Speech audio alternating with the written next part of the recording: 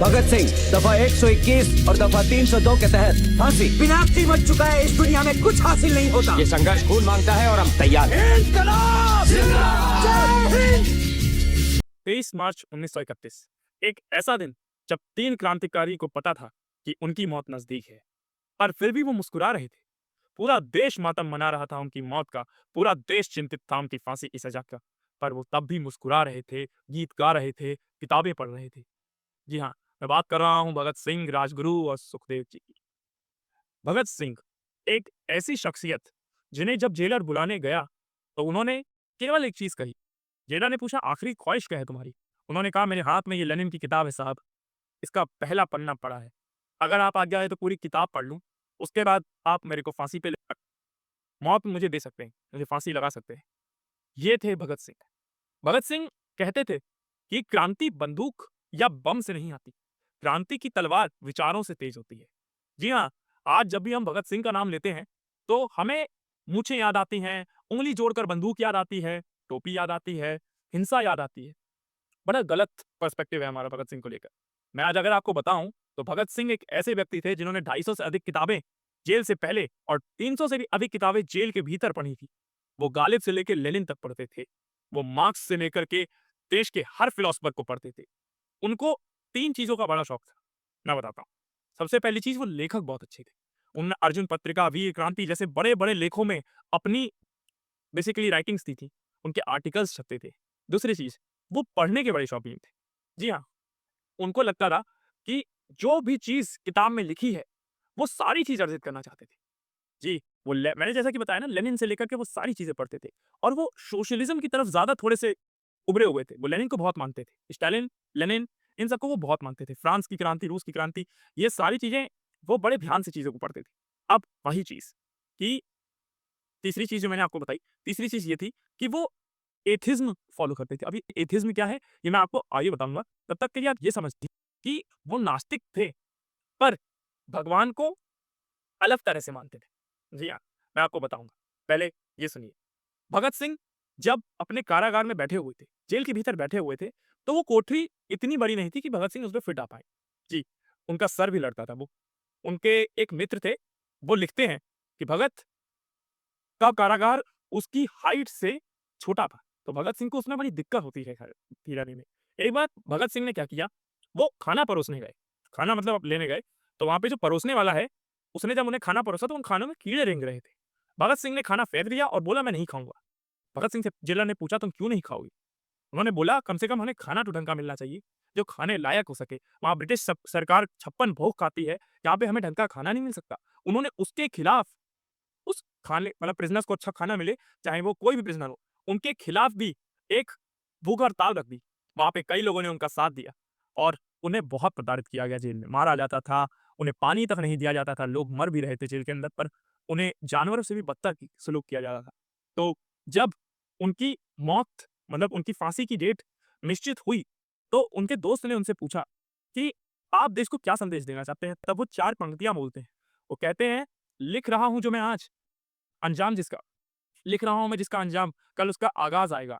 मेरे लहू का हर एक कतरा इंकलाब लाएगा। मैं रहूं या ना रहूं इस धरा में, मेरा वादा है तुझसे, मेरे बाद वतन पे मर मिटने वालों का हिलाव आएगा। ये थे भगत सिंह, जो कहते थे कि मेरा शरीर ये लोग जला सकते हैं पर मेरी सोच नहीं। मेरा शरीर भले ही खत्म हो जाए पर मेरी सोच देश के हर एक युवा के अंदर जिंदा रहेगी।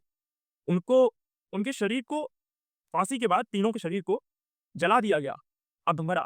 जी, भगत सिंह का ऐसा माना जाता है, इसका वैसे कोई प्रूफ नहीं है, लेकिन ऐसा माना जाता है कि भगत सिंह की जब फांसी लगी थी, उसके चंद मिनटों तक भगत सिंह की सांस तब भी चल रही थी, भगत सिंह की नब्ज तब भी चल रही थी। लेकिन तब भी ब्रिटिशर्स इतना डर गए थे कि उन्होंने उन्हें जलाने का फैसला किया और पूरे देश को बिना बताए वो उनकी लाशों को जलाने गए। जब जलाए तो पूरी तरीके से जला भी नहीं पाए, आधी जलाई। पर वही चीज ना, जलाई तो आधी, पर उनका सपना 16 साल बाद पूरा हुआ आजादी का। वो 3 फिलॉसफीज को बड़ा मानते थे। वो कहते थे सोशलिज्म, एथिज्म और इंटरनेशनलिज्म।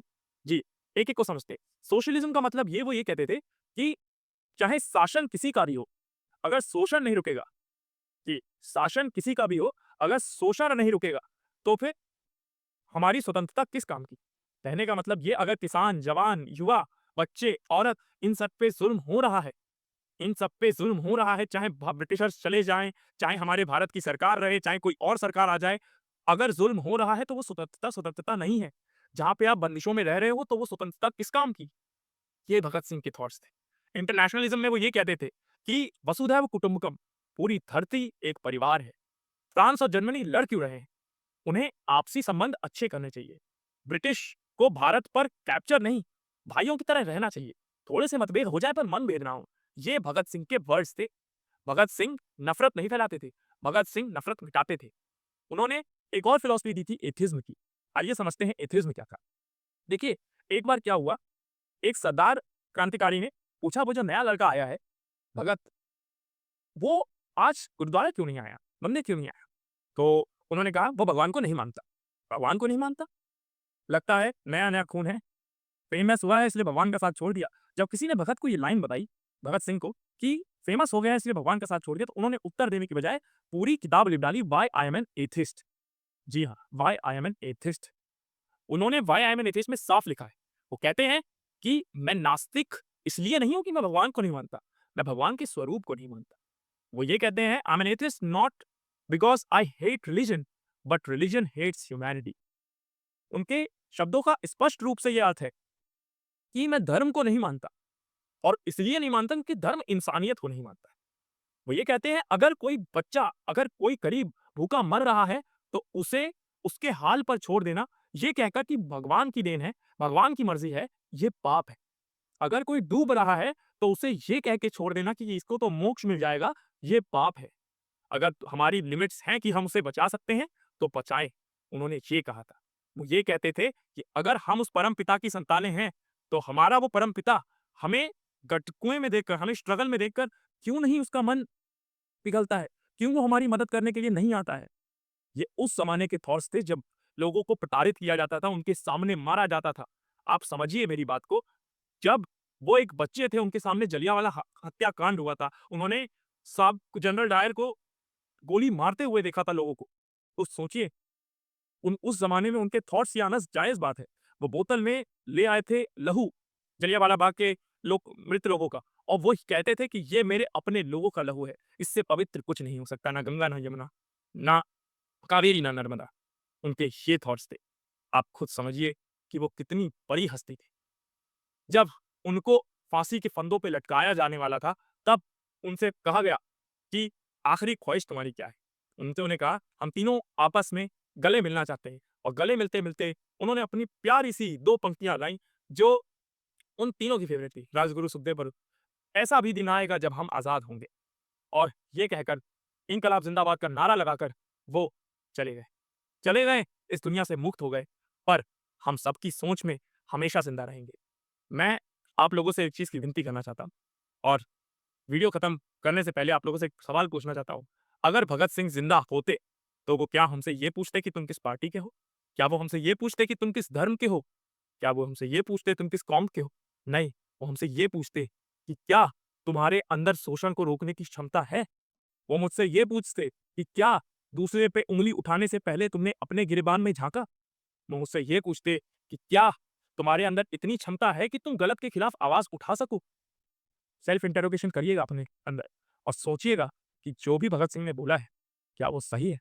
क्योंकि वो 3 ऐसे लोग थे जिनके हाथ में ना बंदूक थी, ना कोई बारूद, ना बम था, ना ही कोई चीज़।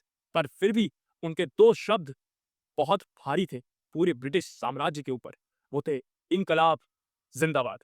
मैं श्री शुक्ला आप सभी को 26 जनवरी यानी कि गणतंत्र दिवस की हार्दिक शुभकामनाएँ देता हूँ। धन्यवाद, धन्यवाद, धन्यवाद, धन्यवाद।